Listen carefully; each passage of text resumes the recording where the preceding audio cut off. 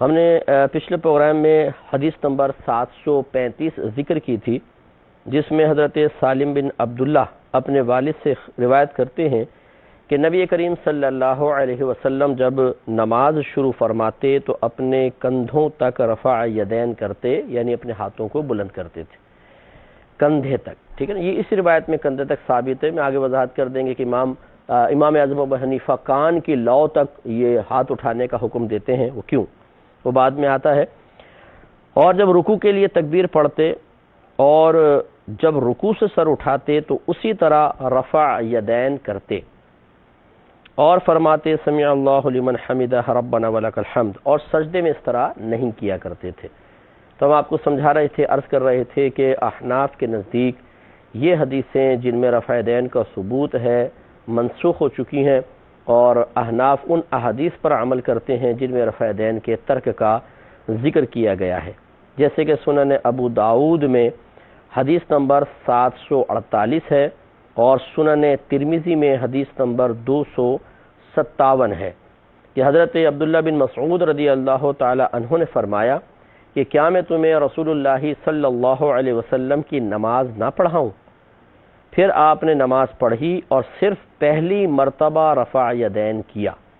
یعنی اس کے بعد رفع یدین نہیں کیا. اور میں نے آپ کو بتایا کہ عبداللہ بن مسعود رضی اللہ تعالیٰ عنہ وہ صحابی ہیں جو بکثرت ہمارے آقا صلی اللہ علیہ وسلم کے ساتھ رہے ہیں، سفر میں بھی اور حضر میں بھی، یعنی حالت اقامت میں بھی سفر میں بھی.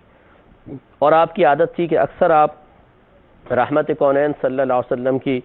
زندگی کے آخری ایام کے اعمال اور افعال اختیار کیا کرتے تھے، لہذا گویا کہ آپ نے ترک رفع یدین فرمایا ہے. اور اسی طرح بے شمار حدیثیں ہیں، میں کچھ آپ کو چلیں برکت کے لیے عرض کر دیتا ہوں جو بخاری میں نہیں ہے، حوالے عرض کر دیتے ہیں. حضرت برا بن عازب رضی اللہ تعالیٰ عنہ بیان کرتے ہیں کہ نبی کریم صلی اللہ علیہ وسلم جب نماز کا افتتاح کرنے کے لیے اللہ اکبر کہتے تو دونوں ہاتھ کانوں کی لاؤ تک بلند کرتے. جیسے میں نے آپ کو بتایا کہ یہ بخاری کی روایت میں کندھے تک کا ذکر ہے، لیکن اس میں کان کی لاؤ تک سرکار بلند فرماتے، یوں یہ ذکر ہے. اور کہتے ہیں کہ پھر دوبارہ رفع یدین نہیں کرتے تھے. پھر سماعت فرمائیں، برا بن عازب کہتے ہیں کہ نبی کریم صلی اللہ علیہ وسلم جب نماز کا افتتاح کرنے کے لیے اللہ اکبر کہتے تو دونوں ہاتھ کانوں کی لاؤ تک بلند فرماتے اور پھر دوبارہ رفع یدین نہیں کرتے تھے. سنن ابو داؤد حدیث نمبر 752، 750، 749، اس طرح سنن ترمذی حدیث نمبر 240، سنن نسائی حدیث نمبر 882 اور شرح معانی الاثار امام طحاوی کی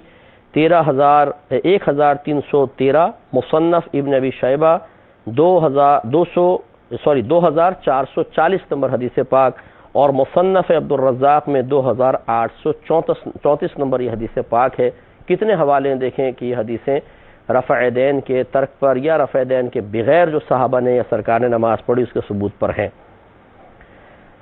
تو اس لیے اب میں اسی پہ اکتفا کرتا ہوں نا، بہت ساری اور حدیثیں بھی ہیں. تو خلاصہ کلام یہ ہے کہ احناف ان حدیثوں پہ عمل کرتے ہیں. تو جو حنفی حضرات مجھے سن رہے ہیں بھائی بہن، وہ ان حدیثوں کی وجہ سے بغیر رفع یدین کے نماز پڑھیں اور کوئی دل میں ایسا وہ خطرہ نہ لائیں یا اس طرح کے خیالات نہ لائیں کہ اگر کوئی آپ کو یہ حدیثیں دکھا دے بخاری کی بھی دیکھیں سرکار نے تو رفع یدین کیا ہے، تو آپ ذہن میں رکھیے کہ صحاح ستہ کی ہی دیگر روایات میں رفع یدین کے ترک کی حدیث پاک بھی ہیں. اور جب ترک کی ہیں تو پھر ان میں خصوصاً جب عبداللہ بن مسعود رضی اللہ تعالیٰ عنہ کا نام آ گیا تو چونکہ آپ سرکار کے ساتھ بکثرت رہے تو جو زیادہ رہتا ہے وہ زیادہ قریب سے مشاہدہ کرتا ہے. تو پھر یہ کیسے ہو سکتا تھا کہ عبداللہ بن مسعود رضی اللہ تعالیٰ عنہ جو بہت زیادہ سرکار کے ساتھ رہے اور وہ رفع یدین نہ کریں، وہ رفع یدین ترک کر دیں؟ باقی جو دیگر صحابہ نے جو رفع یدین والی حدیثیں مطلب روایت کی ہیں ان میں وہ اتنے قریب نہیں تھے کہ سفر و حضر میں سرکار کے ساتھ رہیں، اس لیے عبداللہ بن مسعود رضی اللہ تعالیٰ عنہ کی روایت ہی فوقیت رکھے گی.